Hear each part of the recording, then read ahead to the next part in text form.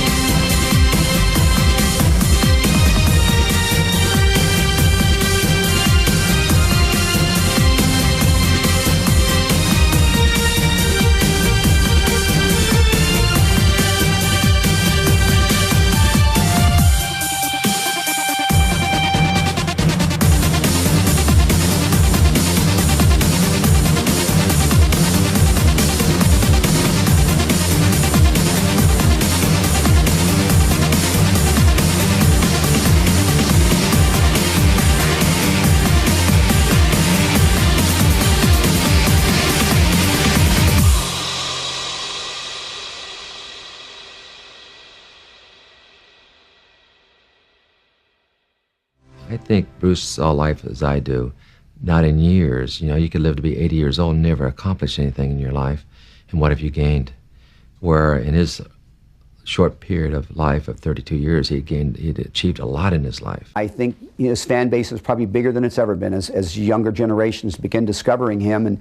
And obviously there's that emotional feeling that, gee, I wish I'd known him. I've had so many people say, oh, you're so lucky you got to know Bruce Lee, and they're right. So I would say that while we've lost Bruce Lee, and sadly his son Brandon as well, what you really need to focus on is how lucky we are that we had him. How lucky we are that we had him for the 32 years that we had him. How lucky we are that we have the 20 films he made as a kid and the 5 films that he made as an adult, and how lucky we are that at least he lived long enough to do Way of the Dragon and his 2 subsequent films, Game of Death and Enter the Dragon. So I think if we focus on the positive, on the fact that at least we had him long enough. Did he get to fulfill his genius? No. Did he die too young? Yes. But I would say that I personally am honored and thrilled and happy and I'm blessed that I got to be in 3 Bruce Lee films and that he was my friend. There's only one Bruce Lee, but all the director, martial art director, want every actor becoming a second Bruce Lee. The way you point, the way you fight, nobody can do it for him. But the audience, no, he's the best. There's only one Bruce Lee in this world. It's not possible to have another one. If anybody wants to be a Bruce Lee, it's not possible.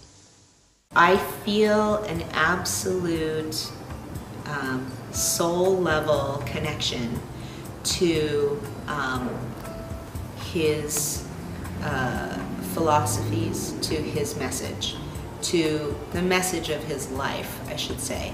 And the fact that I get to share that then with, and continue sharing that, and hopefully continue to inspire people around the world through that, is extremely satisfying and fulfilling to me. He used to use the term walk on. He said, "Dan, if you walk on, you make a mistake, and learn to live with your mistakes and to move on, never to look back when you made a mistake."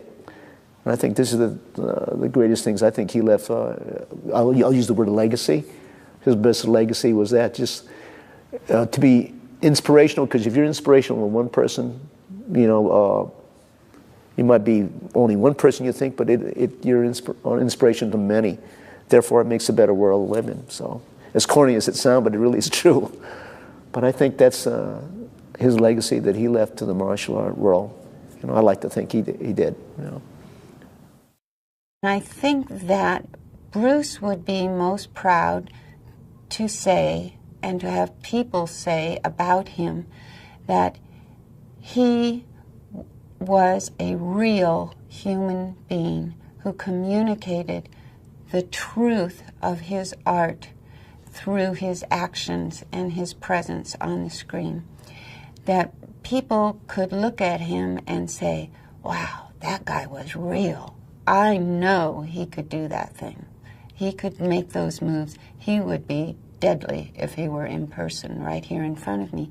They knew that about him. Maybe they're not able to say that or express exactly what it was about him that turned them on so much or inspired them. But it was because he was the genuine article.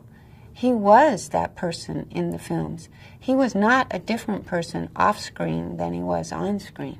He was vibrant and he was full of life and he was the real thing. And I think that really comes across and inspires people to want to better themselves, be a better martial artist, a better person, a more real and genuine person.